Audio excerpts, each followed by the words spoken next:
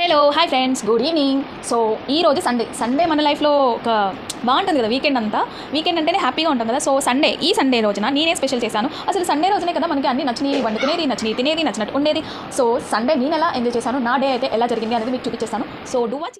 యమ్మీ yummy వేడి వేడి అన్నం, వేడి వేడి chicken liver fry and prawns రొయ్యలు కాజు కర్రీ.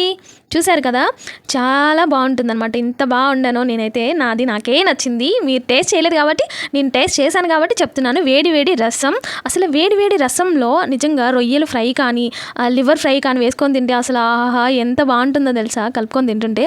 అలా చల్లచల్లని పెరుగు కూడా తిన్నాను. అండ్ లాస్ట్లో అసలు ఫినిషింగ్ ఐస్ క్రీమ్ లేకపోతే ఎవరైనా ఎలా ఉంటుంది చెప్పండి. ఐస్ క్రీమ్ తిన్నాక వచ్చే ఫీలింగ్ వేరు.